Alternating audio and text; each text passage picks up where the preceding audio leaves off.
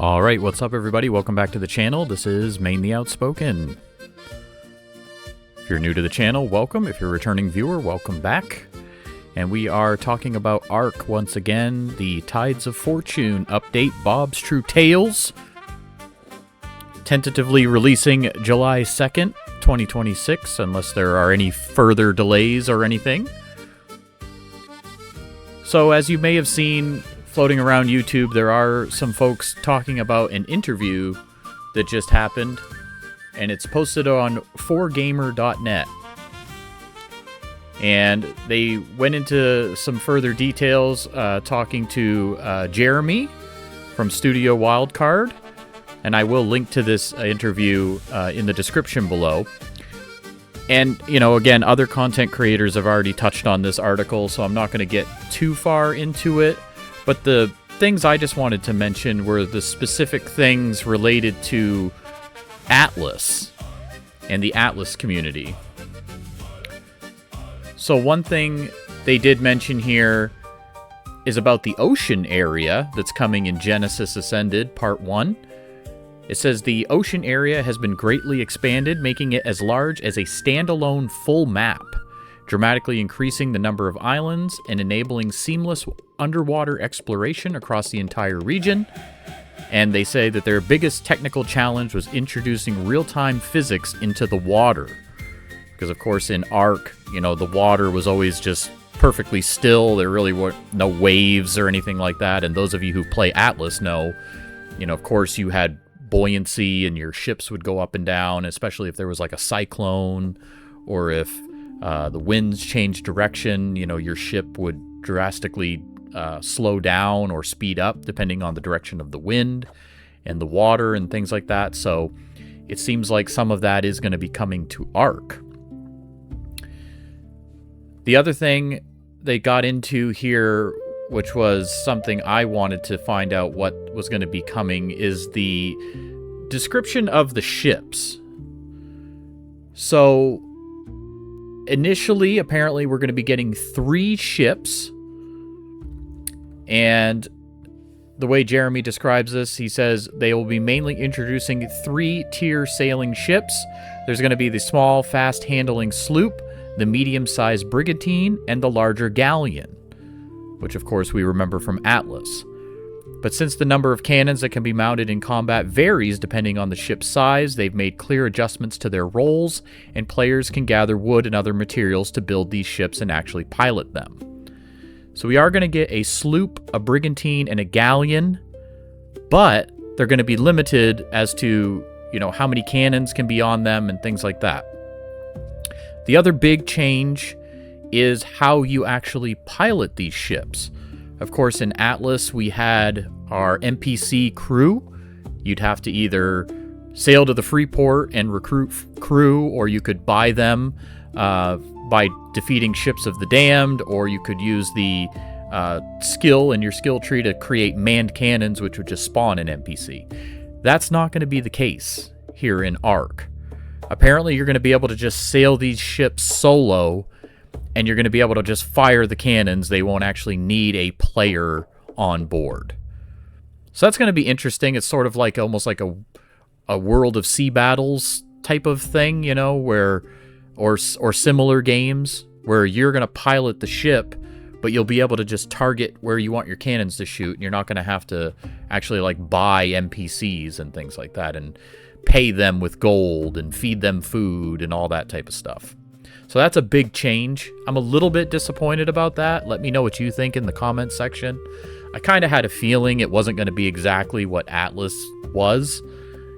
You know, hopefully maybe in the future we'll still get an actual Atlas release or re-release or something like that. They say that the biggest challenge that they had in Atlas was they pursued realism too much. Again, requiring that the NPCs be paid with gold, they had to be fed, and all of that kind of stuff. So this time they wanted to eliminate the troublesome micromanagement elements, it says. So the question, could you possibly pilot a galleon by yourself? They say yes, because you will be able to just fire the cannons even without NPCs. It says, in Atlas, they focused too much on realism, and they lost sight of the essence of video games and the fun of just firing cannons on a big ship.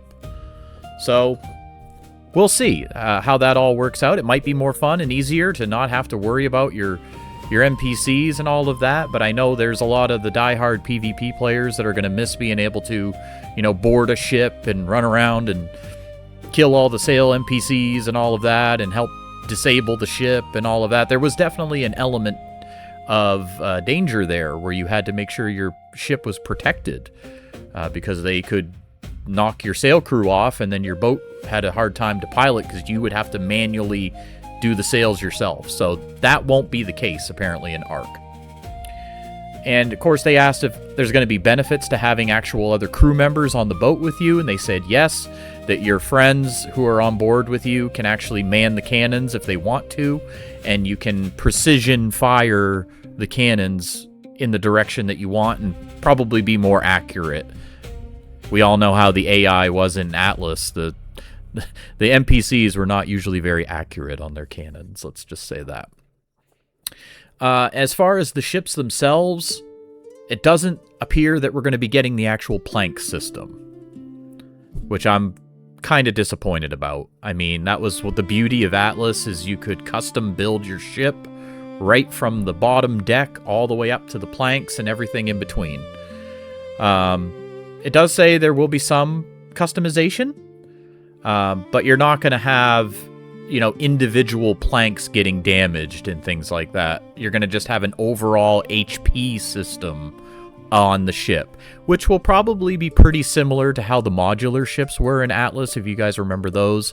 Like the Carrack and the Cog, they had HP, each part of the boat had an HP bar, and you would just run around with your patches and you would patch the individual parts of the ship if their HP got too low. And when they got too low, they'd eventually start leaking and taking on water. But the pieces never fully got destroyed. Like there wasn't just a big missing hole in the side of your ship or anything like that. It would just say it was damaged. So it sounds like this is going to be very similar. The overall ship is just going to have an HP system, and it says as long as you have resources in your resource bucket, which maybe they'll actually bring in the actual resource chest from Atlas, I'm not sure. But as long as you have the resources in your resource bucket, your ship will automatically recover HP. Again, I'm slightly disappointed about that. I do wish it was more of a manual thing, that you had to have either yourself or friends on board repair the ship for you. But on the flip side of that, we could see more ships on the sea, because if your group, let's say, maybe only has 3 or 4 players, you each could be manning a ship this time versus all 3 of you or all 4 of you needing to be on one ship because you needed everybody to be involved with the repairing or, all of that, helping reload the ammo and all of that. So we could see bigger fleets because of this, because each individual is going to be able to man a ship. Let me know what you think about all of that in the comment section. There is a comment here that says, after launch, if there's many requests to bring back the original hardcore system of Atlas, as far as the planks and all of that, and the damage, they could consider that as a server option, which I think there's going to be people who are going to want it. They said they believe in the casual design will be more widely accepted at first, and the design makes it easy to integrate independently via mods. So that's where we're at. As of right now, we're looking at potentially July 2nd for the Tides of Fortune release, and we're going to be getting some sort of Atlas-like ships coming to ARK. It's going to be really interesting. I'm really excited to see what the modding community is going to do with this. I do hope we get some Atlas modders to come over and, potentially rebuild Atlas, but within the world of ARK. Ascended, with the upgraded graphics and better engine and all of that. I really hope we get a future rebirth of Atlas within ARK through the modding community.